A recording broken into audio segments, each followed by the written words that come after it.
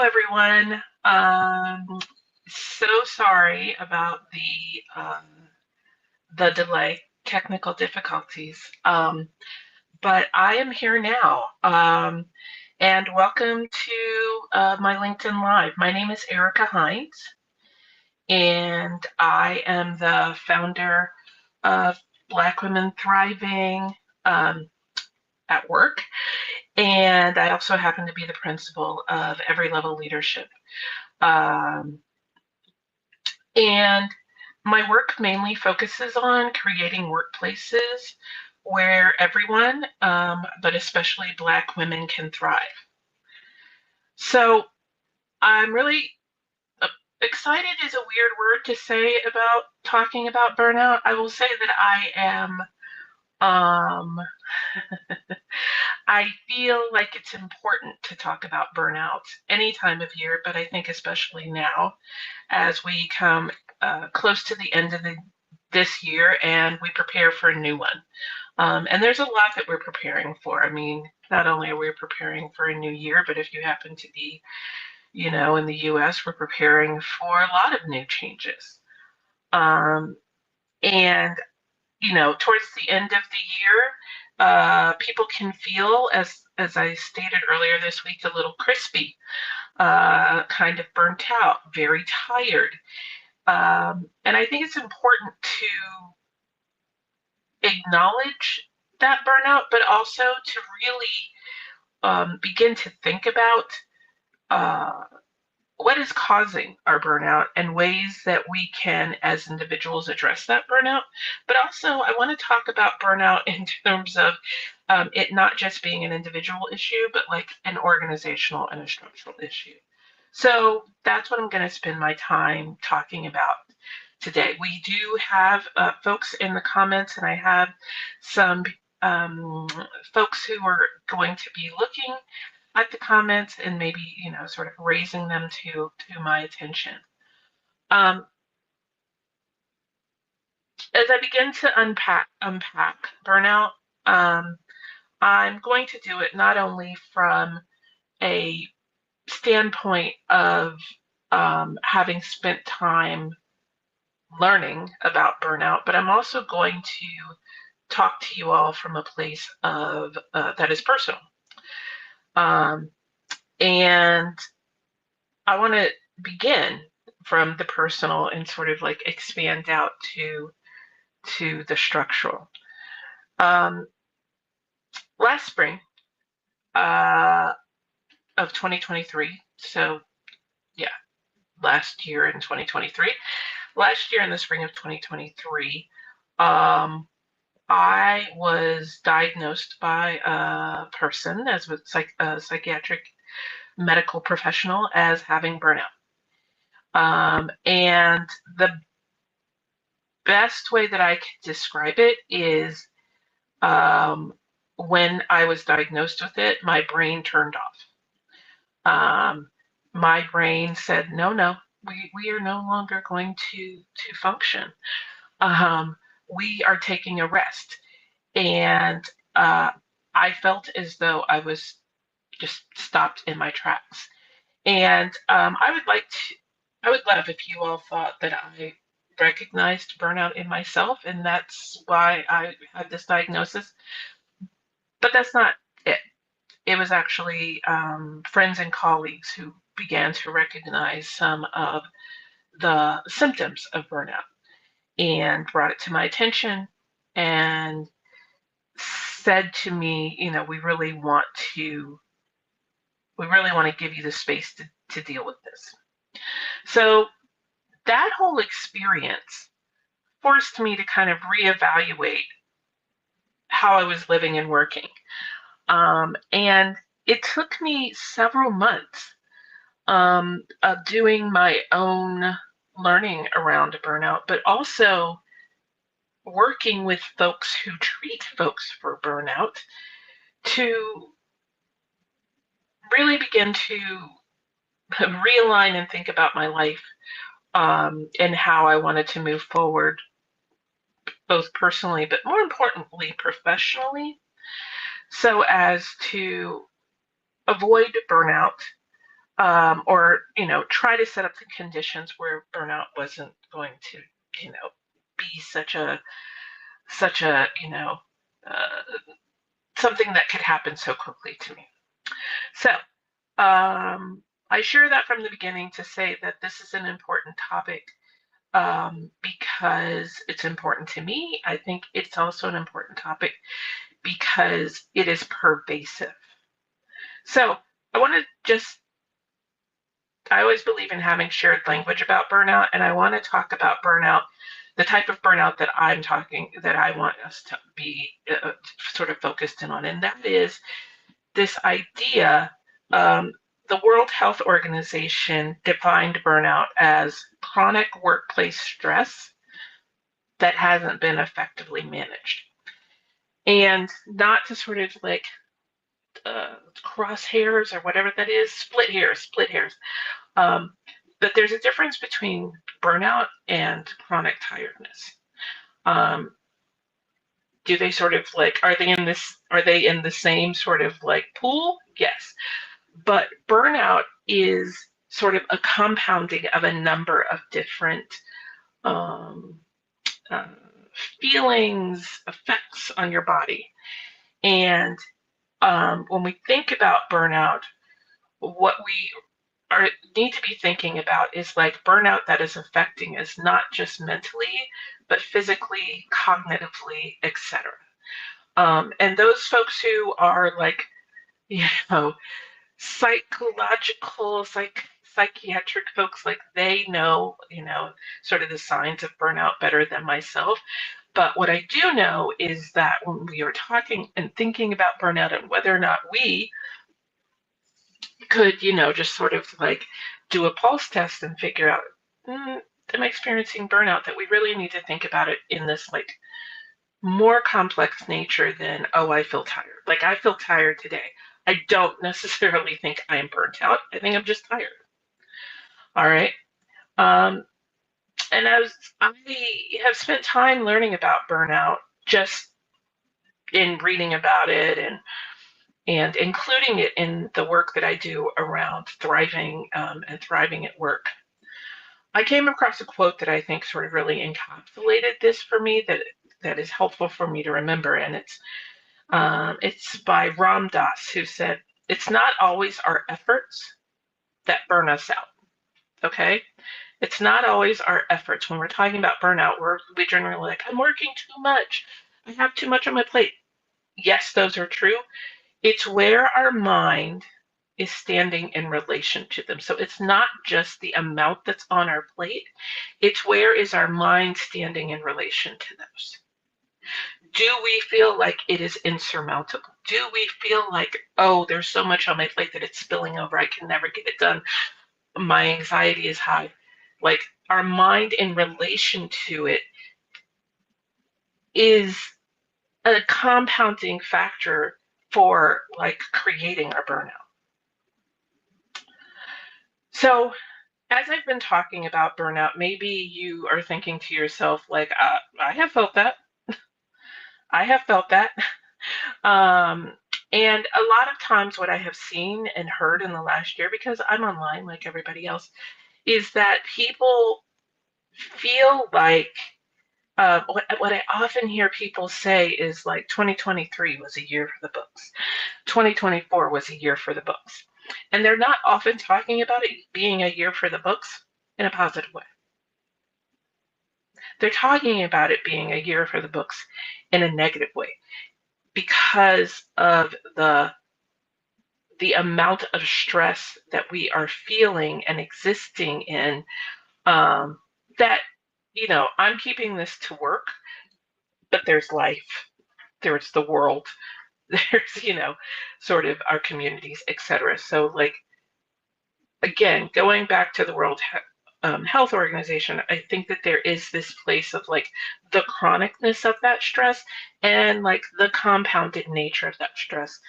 That when we're talking about burnout, when we're thinking about like, how do I address this, or how can I get help in having this addressed, that like we really understand that it can feel like sort of this weight that's getting bigger. So, um, I want to talk about, it's not just enough for us to know what burnout means. I think it's important to also know that you are not alone if you're feeling burnt out. And again, I want to talk about my personal story. So, as I was sort of moving towards becoming healthier and recovering from my burnout, I started to do calls with friends and colleagues and, just people that I wanted to get to know. Um, and, when you're sitting and you're having those Zoom calls and people are like, oh, what are you up to? And I didn't lie. I said, I had to take some time off due to some medical issues having to do with my mental health. And then I would say, like, oh, I was burnt out. I was burnt out. Um, and what I'm going to tell you is as I had these conversations, mostly with Black women, if I said that I had 8 conversations, in 6 of those conversations, I had Black women say to me, oh, you know what? I had to take time off a year ago for 3 months. Oh, you know what? I had my daughter who said, you know what? You need to take some time off in between jobs, in between this position and that position. Oh, you know what? I was having like panic attacks and um, couldn't really sort of like function. I didn't, and I was not soliciting this. I wasn't soliciting this. But when I started talking about my own burnout, even now, to to this day, the amount that I hear, or the number of times that I hear Black women talking about their own burnout, and they didn't generally call it that. They just said that they needed to take time off because they were tired. But I became convinced that that burnout is so much more pervasive than we think it is. Um, just the stats alone. There are stats out there that say that 2/3 of employees have said that they have symptoms of burnout.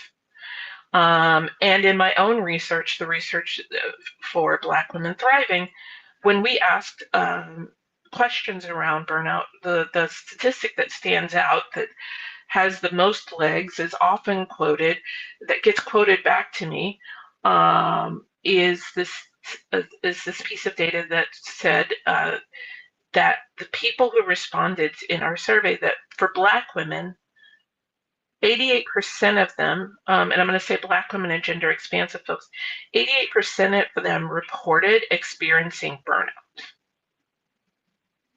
And we had a pool of 1,400 people. So 88% of our respondents said they experienced burnout. If that's not as close to 100%, when we are looking at numbers that are like 2/3 of most workers say that they experience burnout, and when Black women were asked this question, 88% of them said that it's burnout. To me, that sort of shows that that burnout is not a personal issue that I, Erica Hines, have to solve on my own. It shows that burnout is actually has to do with sort of like the environment around us. Okay? It's it that is such a high number that it can't just be you as an individual. And maybe where you feel like your failings are, and I use failings very lightly to mean like a lot of times when we're feeling burnt out, it is because we think to ourselves like, well, what could I have done differently? How did I let myself get here? I experienced all of that too. And there's no way that I alone caused myself to be uh, in the position that I was in. And for those of you who may be, sort of feeling this very closely, feeling this very deeply, I want you to know that there's no way that you alone caused your burnout. Okay? It's environmental. It is it is structural, and it's interpersonal. Okay, the impact that burnout has on us, or the reasons that we have burnout, all of those things come into play. Okay, all of those. And for Black women, for us as Black women and Black folks in general, um, our burnout is also exacerbated by having to literally live our lives. If we are, in the US and other predominantly white countries, we also have to live our life navigating um, a number of isms. Okay. So, as we think about that burnout, again, I just want to like triple underscore that it is not some flaw in our personalities.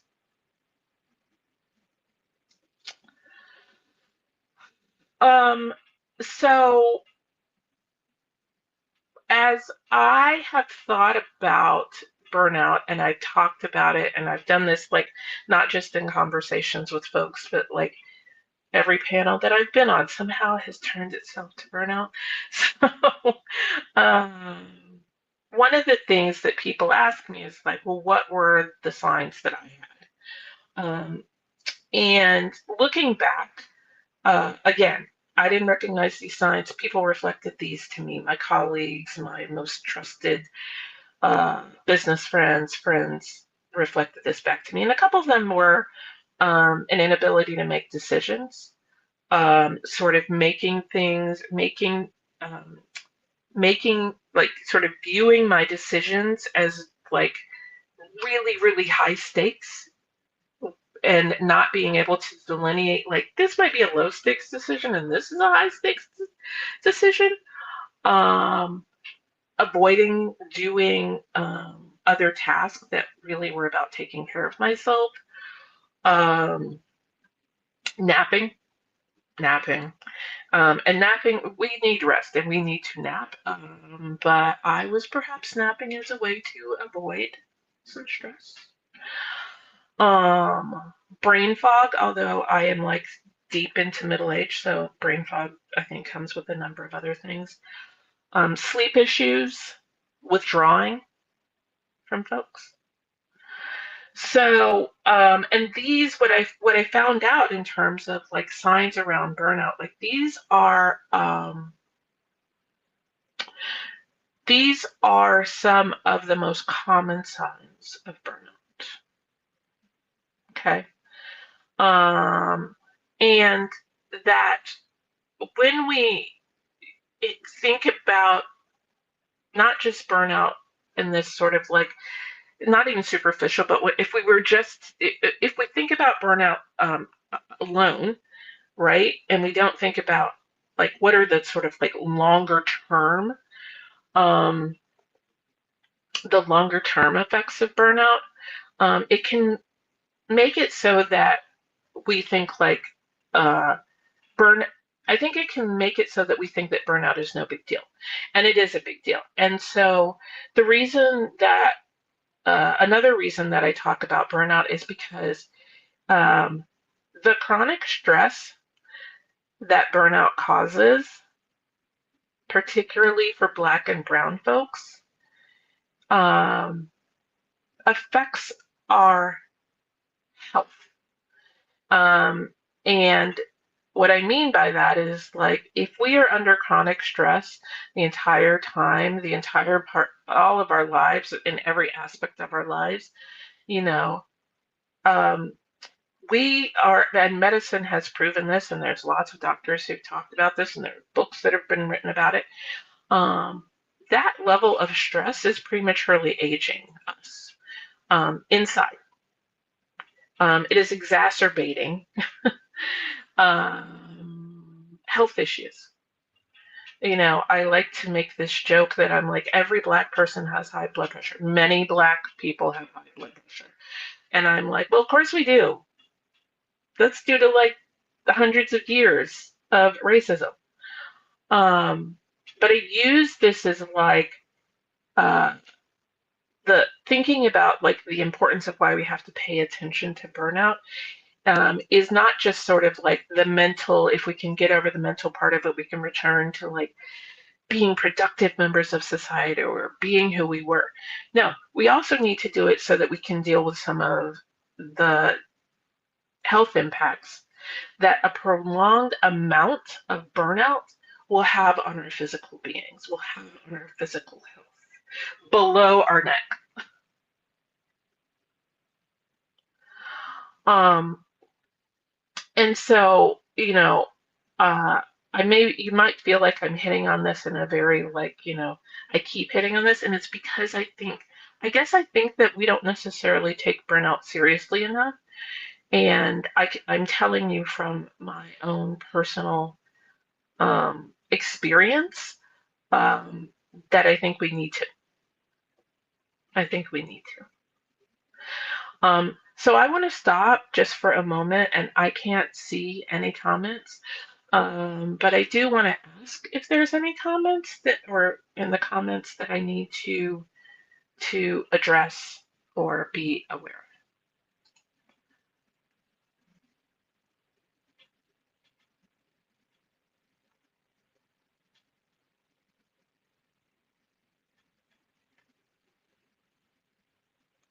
I feel like I see one, two. So let me see if I can see them. Oh, okay. Thank you. Thank you. We don't have any now. Oops, I'm gonna hit this X. Ah, it worked, you all. We are doing this on the phone, on the iPhone, so Apple, don't let me down today. All right. Um, so let's move on to to thinking about the the root causes of burnout. Um, and I would say that the root causes of burnout, they have to do beyond like I've said, the chronic stress.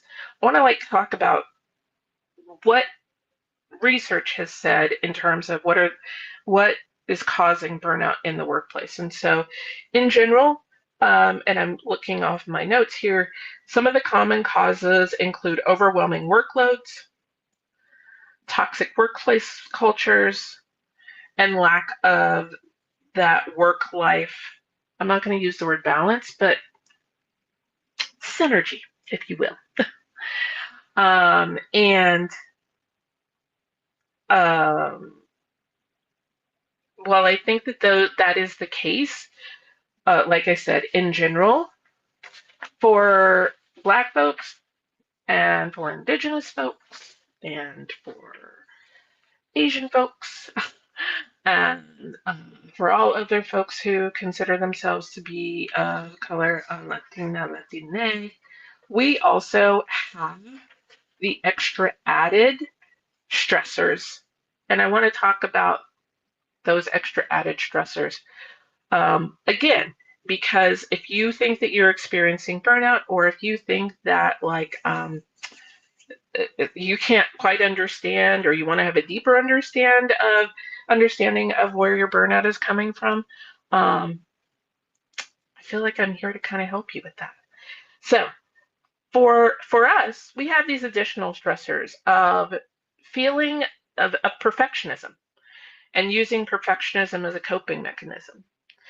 How many folks out there, and raise your hand, raise your symbolic hand, um, have been told or believe that if they're perfect, then that means that they are above criticism. It means that they won't have criticism. It won't, and that means that it won't necessarily impact their professional lives. Um, and I like to point to, and people get real uncomfortable when I say this, which is particularly for uh, Black Americans. Um, how early did you hear this term, you have to work twice as hard to get half as far. Um, I bet you every hand is going up, going, yes, I see someone is putting their hands up. Um, and what I have started to say, and what I had to question for myself, was, okay, yeah, I heard that. Yes, I leaned into it. I mean, leaned all the way into it. Went to law school, went to boarding school, like leaned into it, right? But here's the follow-up question. What's been the cost of that in your life? Okay. So when we're thinking about, like, to me, that question really like gets us into like, I have to be perfect. I have to be perfect. Another stressor that we have to deal with is literally being in a workplace with like anticipating, anticipating the fact that we will have some sort of discrimination. Okay. For those of you who are in counseling and have anxiety, like myself, they call that like anticipatory fear. So like I can be anxious about something that hasn't happened. Now, as a Black woman, I carry this anticipatory anxiety about the fact that may experience a microaggression, discrimination, being spoken over, etc. That is a level of vigilance. If I'm sort of walking through that and having to experience that every day, do you see my shoulders just went up? That can lead to burnout. Another way that folks of color experience, Black folks and folks of color also have additional stressors, is around overcoming assumptions of incompetence. Goes back to my first statement, which is work twice as hard to get half as far. So the stressor of, okay, um, I'm coming in here and people think that, I didn't necessarily deserve this job, or I've had this job for X amount of years and I still am in situations where people question my incompetence. Like that, again, chronic stressor. Always feeling as though you have to be resilient and being told that, again, Black women here, Black women are just always so resilient. It's like it's not just a self-fulfilling prophecy. It's as though, I'm not just say this for me, it feels as though it's the scarlet letter, as though I'm like, oh yes, I have to be resilient, and yes, I also have to be resilient in the workplace. So if I am living into that stereotype that is about me, um again, I come back to like, what is the cost of doing that? And the final one that I want to talk about as an additional stressor is tokenism, being one of only. And what is it like to be in a workplace where you aren't, there aren't other folks who are like you, who are not having to navigate the same space as you. So, I, again, as I realize that I'm talking about these, I can understand that that may not make us feel good. And but I think it's important, like I said, to unpack this in a way that allows us to see all the things that may be contributing to our feelings of feeling burnt out. And I mean that in the like burnt out cognitive, physical, mental way. Okay. Exactly, Kedra. Resilience means you don't deserve or support or care. So, what can we do about this? I've spent 30 minutes, you know, telling you all of the bad stuff, but doing it from hopefully a way that feels supportive. That is, sharing the realness of this uh, situation. Um, And so um, I want to give you a few things that can be done. And so, first, I'm going to address this to organizations because, if I am to say to you that folks addressing burnout is not just an individual issue, then organizations need to know what they can do. So, first of all, is organizations need to be more proactive about how they are addressing the conditions that are making people burnt out, that are causing people to be burnt out. They all of these like policies. There's sort of this like movement that's called proactive rest policies. Um, and that's everything from like what is the time, like can we have time between meetings? Um, can we make sure, especially in this like return to work, like how are we setting up space so that people can have those moments where they can take rest, whether that rest is going and getting coffee or whether that rest is like sitting in a quiet room. Okay. Um, how are we shutting down for a period of time? That is in addition to that time between in December between holidays and the new year. Like, how are we thinking about instituting more proactive rest policies and practices into our organizations? And before they do that, they actually need to embrace rest as a well being issue. So I'm going to say this again: embrace rest as a well being issue. Also, embrace burnout as a well being issue and an employee retention issue. Okay. And I think that organizations need to cultivate more of a place of coming from a place of creating trust and care, um, which I'm going to say, as we are seeing sort of like all of the return to work, all of the like, you have to return to work no matter what. Um, I openly criticize that um, as putting employees back into a place of survival versus thriving. I'm not saying that returning to the office, people feel that returning to the office and returning to literally the physical environment, right? Where microaggressions can occur, where, these things around feeling incompetent, all of these stressors can be exacerbated. I think it's throwing folks into a state of survival, which means they can't even think about thriving. So, organizations that are like, hey, we want to do something about burnout, I think they need to see beyond if they're going to have this return to the office policy. They also need to be committed to creating an office that actually comes from a place of care. That's different from caring. I mean, care, like care being those proactive risk policies. And then I think, particularly for, um, you know, in offering benefits, I think that organizations need to take a look and make sure that those benefits that are being offered are inclusive. And I talk more about that. And we actually are developing resources for that and about that in through Black Women Thriving.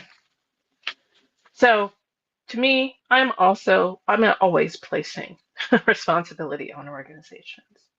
But as people, as individuals, I think that what I have learned is that I needed to learn what rest really was. And I often refer to the 7 different types of rest. And if you're on our mailing list, we'll make sure that there is a link to the 7 different types of rest. But when I learned about the 7 different types of rest, the way that I also learned about like how sort of like epic burnouts, stressors were, um, learning about the seven different types of rest actually gave me ideas of like how could I rest in all these different areas.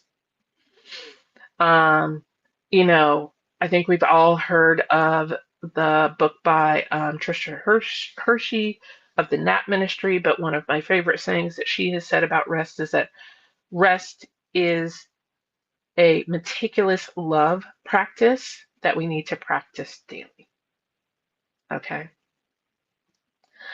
But some of the more practical things that we can do as individuals is actually to understand our stressors. So, what are those things that are stressing us out? Whether we're writing those down, whether we're putting them in our notes app, whatever. But like an exercise that I often have done is like, what are those stressors that I have? And that list is generally long. But then I also talk about what are my drivers. And what I mean by drivers are like the my ambitions. What are the things that are driving me? And when I sometimes I'll look at those two lists and be like, oh, huh. It in my sort of like pursuit for that ambition and that drive, am I ignoring taking care of myself? Am I willingly ignoring taking care of myself? And is that causing me stress? Okay. So I will look at, again, both my stressors and my drivers. What are those things that are driving me? I also, and I've used this with like coaching clients in the past, I've actually asked them, and I learned this from a book many years ago, to think about who your mentors are and then to think about the way that your mentors work. And when I have thought about some of the mentors that I have had, those mentors have worked a hell of a lot on the weekends, all the time, doing all the, you know, and some of those people had serious health issues at a very early middle age, right? So I looked at my mentors, I consider my mentors, and I think about like how they've gotten to where they have been, and I think, is that something that I would or willing to do? Um, Practice self-compassion for yourself. Practice self-compassion. I'm repeating that, particularly for Black women, because I think that we have compassion for everyone else, but how much do we have that compassion for ourselves? And how do we develop that as a practice? How do we let ourselves off the hook? How do we do 80% and be okay with that? Thank you. Yes, Sacred Rest, the book that coined seven types of rest. You know, we're in the season of giving. Give to yourself. Buy the book. That's what I'm saying. And the final, I think the final thing that at least I have had to think about again is that question that I asked you, which is like, what is the cost of the decisions that I'm making? What is the cost of sort of living up to some of the tropes that are in my mind, not that have been put on me by society, but that I have like sort of like deeply ingrained in me from my elders, from my family. Like, what is the cost of that on my psyche? And am I willing to pay it? Um, and I guess, at my big age, I've decided that I'm not willing to pay some of those costs. So I'm going to end because I have talked a lot, and I'm going to end by saying, as I was recovering from my burnout last year, and it's an ongoing journey, by the way, ongoing journey. Um, but there were a couple of questions that I asked myself. And I always ask myself two questions about thriving, just to sort of like get a like pulse check of where I am. And so I was thinking about when I return to work, like how do I feel about the work that I do? And I own my own business, so I do have some privilege in picking my work, right? But I asked myself about my work, do I feel a sense of vitality about it if I'm returning to it? Do I feel a sense of vitality? And do I feel like when I return to work and what I'm working on that I will be positively learning? So I ask myself those questions. But other questions that I asked myself as I was really thinking about, like, how, how do I set this up? How do I set up my mind and even my goals? And I realized that for me, I needed to let go of what people have said and defined what success is. And for me, I needed to define my success as creating a sustainable business, creating a life that sustains me, and possibly contributing to the lives of others so that they can be sustained. And note that I said sustainable, and I did not say successful. Now, if that life that I have decided is sustainable is viewed by others as successful, fine, great, wonderful, whatever, but that's not what I'm going for. In order for me to be in a place of being able to walk through this world and do the work that I do, I needed to figure out what it is that was going to make me feel like I could navigate through this world. And for me, that's been thinking about what is a sustainable life, what is a sustainable amount of revenue to bring in, like sustainable, sustainable, sustainable. So I offered that question to you. What is the definition of success? Not that you've been told, but that you want. Do you feel like you have a sense of vitality and positive learning? How and what are all the ways that you're going to rest? Um, Everything that I have talked about is um, is related to the work that I have been doing for the past 3 years on thriving and how can folks thrive at work, and particularly how Black women can thrive at work.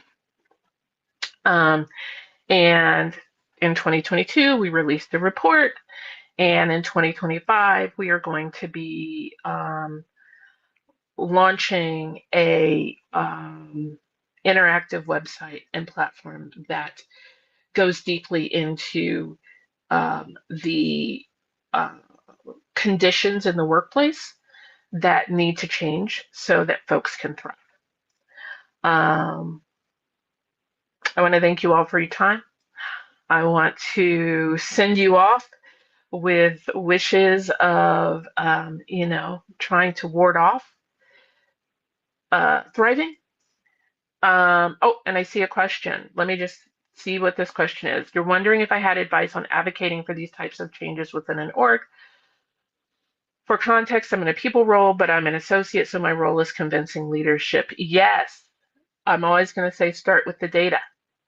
So, what data do you have around some of these topics of, uh, around some of these, not topics, but some of the examples of burnout? So, like absenteeism, employee engagement, morale, like how are we looking at those numbers? Some of the what have been identified as those chronic stressors in workplaces, and what do those numbers look like for your folks? Obviously, you want to put that in context to like there's lots of national studies that are out there in some of these areas. So, I mean, you know, we live in a very like we need to be data informed society. So yeah, I would be definitely using that data and whatever anecdotal stuff that you have. And then I would also be, again, there's lots of research out there about like the organizational sort of impact. So I do think that some of it is really thinking, really doing a little bit of that. And, now we have computers that will help you do that. And what I mean is like LLMs, uh, large language models that'll help you pull some of that together. But I would be pulling together the data, I'd be pulling together some of the research, and then I would be going to folks. So that's what I would say. All right, you all. Thank you for your time. I hope this was helpful. We'll see you on the interwebs. And, come to our public launch at the end of January for blackwomenthriving.com. All right, take care.